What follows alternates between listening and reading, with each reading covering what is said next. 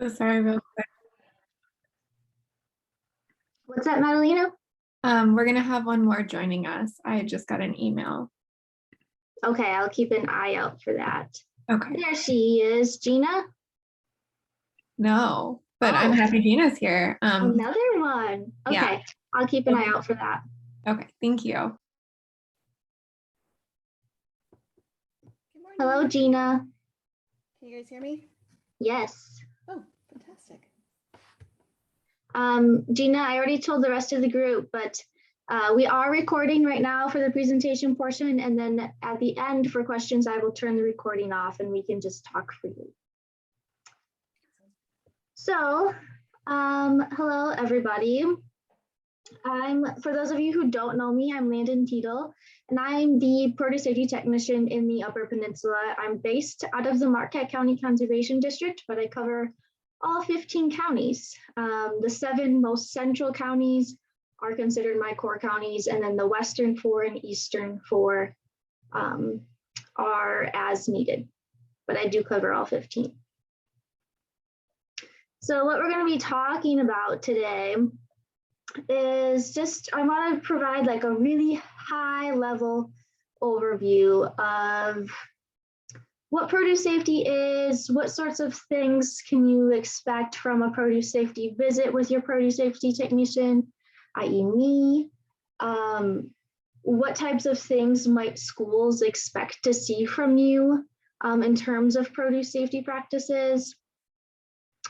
And then finally, we're going to just touch on the food safety mini grants available through this farm to school program to you and what types of things are eligible. So here I want to just sort of take a breath, pause, and I want us to start out this presentation with knowing that we all have really good intentions and that we, as farmers, nobody wants to get anybody sick with their produce. Unfortunately, that is a thing that happens.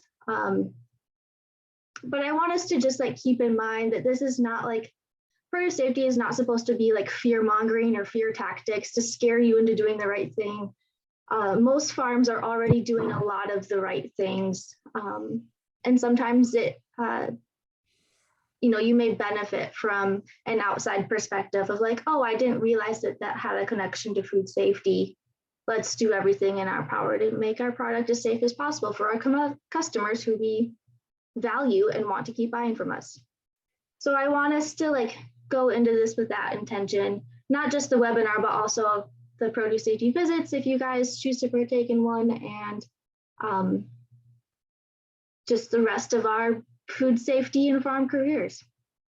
So we're going to start off with just what is produce safety real briefly. I like to show this little map here of the food production chain as a way to see how food safety fits into the bigger picture of the food system. So I like to say that all produce safety is food safety, but not all food safety is produce safety. It's kind of like how all bugs are insects, but not all insects are bugs. So if we want to think about food safety, that's everything, right? That's livestock, that's value added stuff.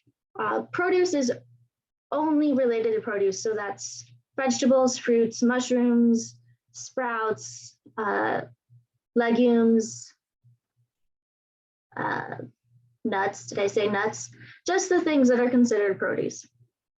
And then safety, of course, refers to the production, harvest, and handling of fruits and vegetables in a way that minimizes the risk of spreading foodborne pathogens. And so in this context, safety is specifically related to the microbial risks to food safety, the things that are going to cause those stomach bugs, the illnesses that are associated with foodborne pathogens, such as diarrhea, vomiting, etc.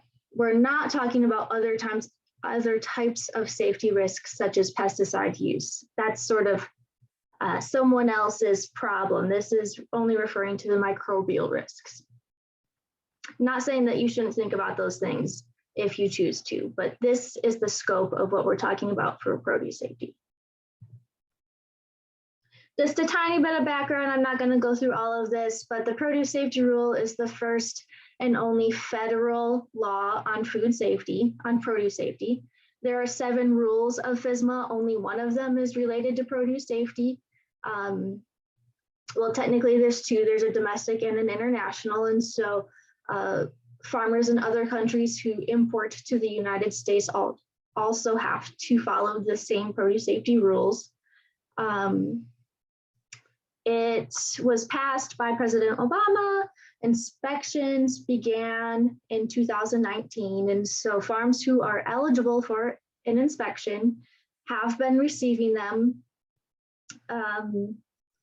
A lot of farms in Michigan have received an inspection. They happen every 2 to 3 years. They are free.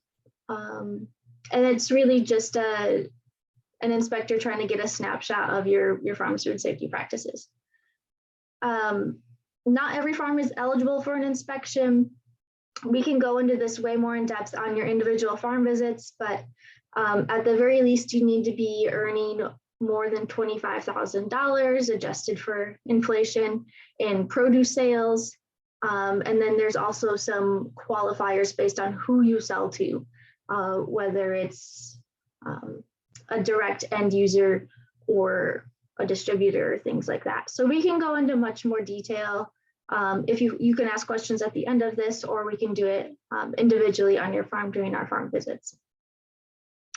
And then the last thing that I will touch on this slide is that on April 5th is the deadline if you would like to submit a comment to FDA on their proposed ag water rule.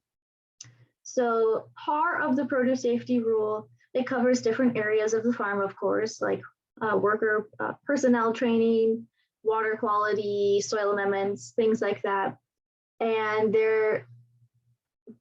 the standards for agricultural water, which is pre-harvest water used for irrigation, those standards are proposed right now. They are not final. And so if you'd like to submit a comment to FDA, here is the link to do so.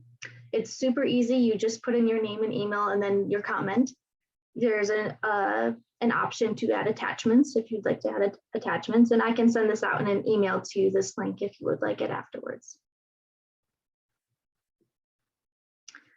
So the reason why we care about food safety, of course, or produce safety, sorry, I'm probably going to use those interchangeably. Know that I'm talking about produce. But the reason we care is because we don't want to get people sick. No one wants to get people sick. And unfortunately, it happens. According to the CDC, it's estimated that about 48 million people get sick, 128,000 are hospitalized, and 3,000 die each year just from eating produce that was contaminated with some sort of microbial pathogen. Keep in mind that while the hospitalization numbers and the death numbers are pretty accurate, the people who get sick is a gross underestimation. And that's because for the most part, people don't report when they get sick, even if they think it was from food. They just sort of deal with it and wait it out and, have an upset tummy or diarrhea for a couple of days and then they get better. And most of the time that's what happens. Unfortunately, that doesn't always happen, and it can be more severe. And that's what we want to avoid. This is especially important in selling to schools because young children, very young children, and very old people, the old people not so much with schools, but the very young children are at a higher risk for severe illness when they catch a foodborne illness. And so the risk for severe, being hospitalized or even dying is much higher in small children. And it same goes for compromised immune systems. Pregnant people were also on this list for a long time, but was recently taken off. And so these foodborne illnesses are caused by foodborne pathogens, which are bacteria, viruses, and parasites. We all have heard of the main ones. We all know what E. coli is. We all know what salmonella is from eating raw eggs, listeria, and that big ice cream outbreak, or the melon outbreak. E. coli from our romaine lettuce out in Arizona. I'm sure most of us have heard of the cruise ship virus, norovirus. That's a foodborne illness commonly associated with tight spaces like cruise ships and buffets and things like that. And so all of these things that we know about, if we learn more about how they move around on the farm, then we can do things to mitigate their movement and reduce the likelihood of them growing on our produce to a point where it would make someone sick when they eat it. And I will just say too that it's especially important in produce because we have to treat most produce crops as if they are going to be eaten raw. We have no idea what people, when they buy your produce and take them home, if they're going to cook it or not. Some things are of course different than others, like you're going to cook potatoes, but you don't know if they're going to cook your spinach. And so we need to assume that they'll be eaten raw, that they will not go through the kill step of cooking to reduce that bacterial load. And so we want to make sure that the bacteria doesn't get on the produce in this first place, so we don't have to worry about a kill step. So if we want to think about what to expect from your produce safety visit, I know at least one person on the call today has had one of these before. Back when I was pretty green to this job, though, I will say, it's probably a little more refined now, but this is the booklet that we go through. It's called the Michigan Produce Safety Risk Assessment. And if any of you have been through the MEEP program, it's set up really similarly to MEEP, the Michigan Ag Environmental Assessment Program. I think I got that acronym right. But anyway, so it's set up in different areas of risk. You can see here, they're not exactly called this. They've got longer titles in the booklet, but it's basically concerned with people, water, animals, soil amendments, cleaning and sanitizing the food contact services, and chemical handling and use, including sanitizers, because sanitizers are a chemical. And so we go through these different areas of risks. There are several risk questions for each of these categories, and then your answer is divided into 3 categories. And so there's a low risk column, a medium risk column, and a high risk column. And what we're looking for, what we're striving to do is to, take a look of what's already happening on your farm. What are you already doing?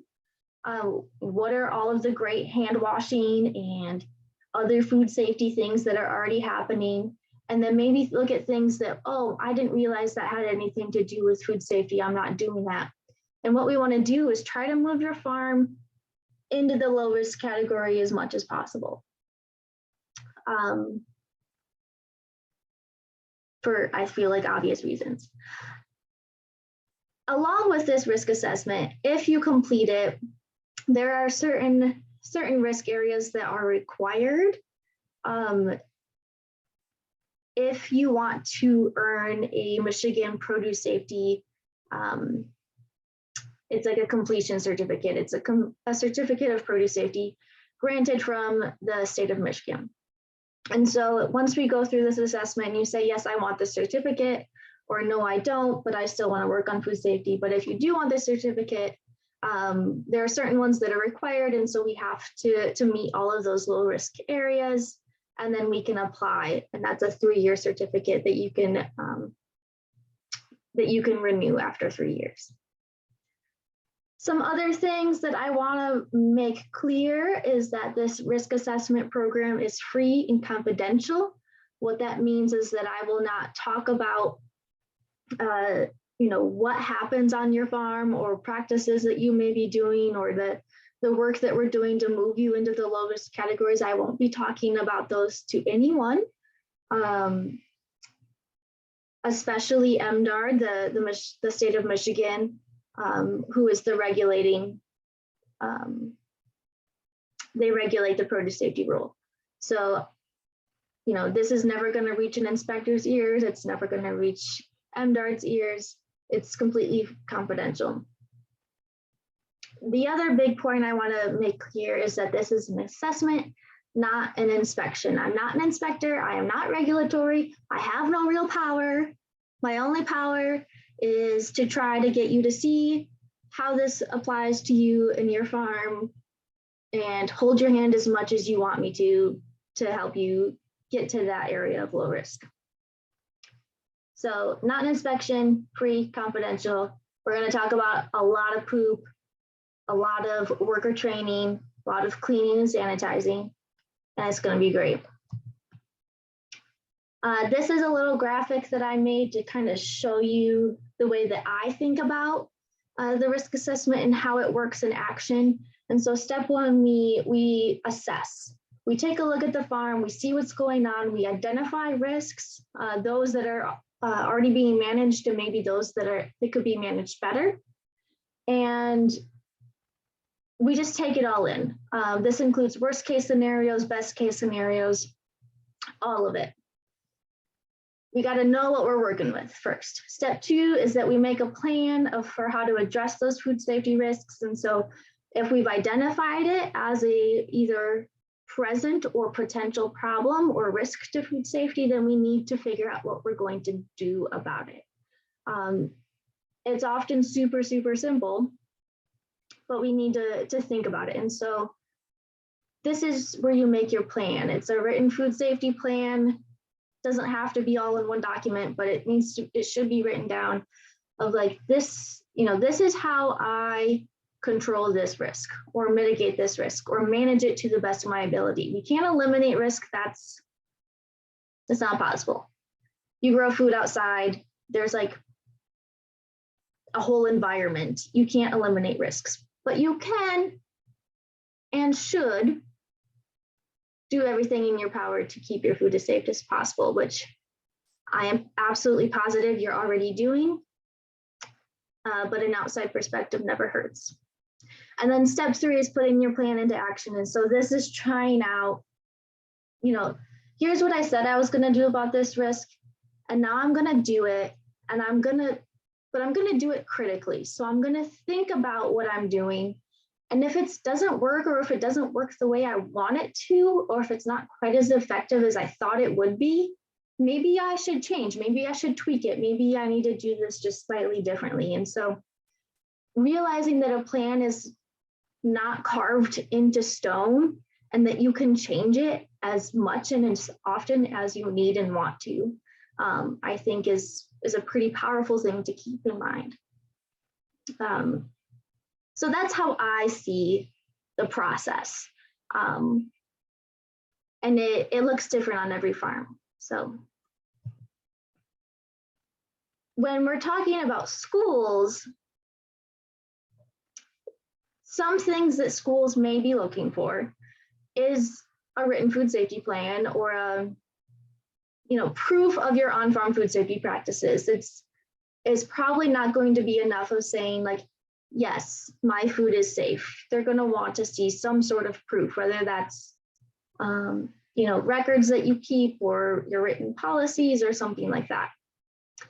Schools may also be looking for food safety training for farm workers. So in addition to whatever your workers need to know to do the job that they were hired for. So, maybe, harvesting skills. You should also be training them for food safety policies, your food safety policies for whatever you say is the rule on your farm. They're going to want to see that you're using clean water, both in harvesting and post-harvest situations in particular, safe use of manure and compost, post-harvest washing and handling practices, making sure you're not contaminating that produce once it's been harvested. Your produce packaging and storage and transportation should be clean at all times, and schools are going to be looking for that as well. And then they might be looking, and this is probably going to be in your food safety plan, your policies, but making sure your food contact surfaces are clean too. These are all things that are going to be really important for schools, and it might look slightly different in how they ask for it, but these are the general types of things. So I feel like I've touched on this a little bit already, but I'm going to just touch on some of those things that were in the last slide in a little bit more detail. So a food safety plan is a written collection of policies They account for all risks to food safety on that farm. So when we do that big initial whole farm assessment of like, what are the present risks, what are the potential risks, what do I do about them? The food safety plan is where you put those answers. It should be tailored to an individual farm. There are lots of really good templates out there. I've created a template specific that kind of pairs with the produce safety risk assessment booklet that we go through. You're welcome to use the template, but it shouldn't look like a template when you're done, if that makes sense. It should be tailored to your farm. So if a section doesn't apply to you, you shouldn't leave that section in, and or if there's something extra that's not in the template, that should be added in. So it should be specific to you and your farm. A food safety plan also names a point of contact for the farm. And so this is sort of giving someone the title or the role of food safety contact person. It's probably going to be an owner on most small farms of like, who do I reach out to if I've got a question about this farm's food safety? And then lastly, it answers the question, what if? And these are this sort of like the potential big picture worst case scenario questions. And so that's where we make corrective actions plans for, you know, if the worst case scenario unfortunately becomes reality, you've got a corrective action ready to go in your food safety plan. It's like, okay, I've already thought about this ahead of time. Here's what I'm going to do. And then you don't have to worry about it in the moment when you're panicking because this worst case scenario thing happened. You don't have to come up with a solution right there because you've already did it. You've already done the work. So that's kind of the gist of a food safety plan, at least in my mind. When we talk about workers, we're not just talking about paid employees. We are talking about employees, but we're also talking about interns, volunteers, families, visitors. So all paid and unpaid people who may be doing things on your farm related to produce. And this is where training comes in and is really vital. This is a slide that I took right out of the Produce Safety Alliance grower training that some of you may have taken or some of you may be signed up for. And there's whole entire modules on all of these things, but just some key points that I want to hit on. We'll go into this way more on our individual farm visits, but yeah, just some key points. That it's not just paid labor, it's also unpaid labor, and they all need to be trained. They all don't need the same training if they're not all doing the same types of work, but they all need some sort of training.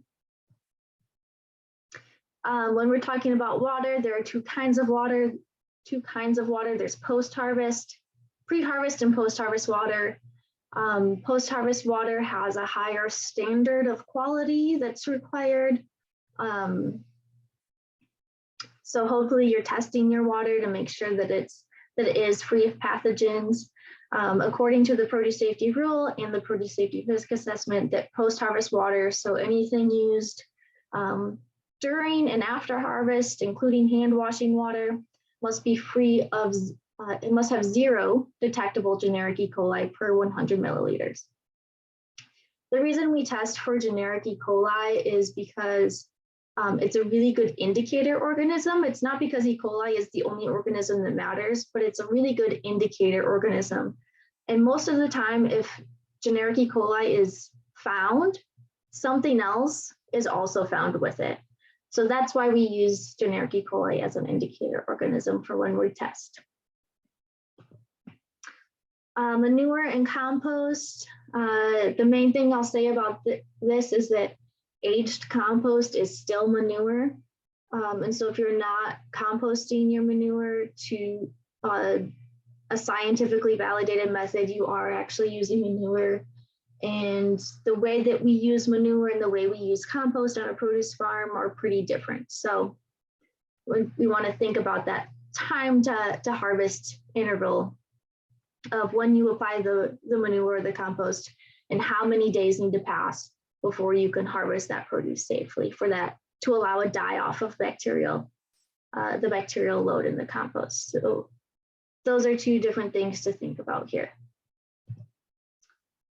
And then finally, for cleaning and sanitizing, anything that touches food, so any food contact surface should be cleaned and may be sanitized on a regular basis. For the most part, sanitizing is not required. There are only certain situations where it absolutely is required, and that's when a known contamination event has happened. So if it's come into contact with blood or bodily fluids or poop, it has to have a sanitizing step. But for the most part, cleaning is adequate and a great first step to take. And by cleaning, I mean the physical removal of dirt from surfaces using a food safe detergent and clean water. So dish soap and clean water. And then rinsing, of course. And sanitizing is the use of a chemical to treat or reduce or eliminate microorganisms from a cleaned surface. You can't sanitize a dirty surface. You can't sanitize before you clean. And they're not the same thing. So one of my favorite ways to talk about that is, or to demonstrate that is, if we think about our teeth at the end of the day, sometimes they feel kind of fuzzy because they've got that biofilm on your teeth. So sanitizing without cleaning would be like only ever using mouthwash and never actually brushing your teeth. Your breath might smell nicer, but your teeth still aren't clean. And so that's why cleaning needs to come first. And sanitizing is usually optional. Okay, now to the good stuff, the food safety mini grants. Let's stop talking about produce safety already. Let's talk about free money. So in order to apply for one of these mini grants, there are some prerequisites. One is the produce safety farm visit with me. I know a lot of you have already signed up, but there are still spots available if you haven't yet. And you should intend to sell to schools, because this is the whole point of this, is to get your farm to a point to be ready to sell to schools from a food safety standpoint. And so during the produce safety visit, we'll be talking about all of those different areas of risks and maybe pointing out things that could use some improvement. And you're going to go off of that to determine what you will apply for this mini grant, what you will use the funding for. So if we want to think about things that are allowed, I've broken it down into sort of categories because that's just the way my mind works. I categorize everything. But I've kind of broken it down into food safety infrastructure. So this could include a hand washing sink, maybe a portable hand washing sink for out in the field.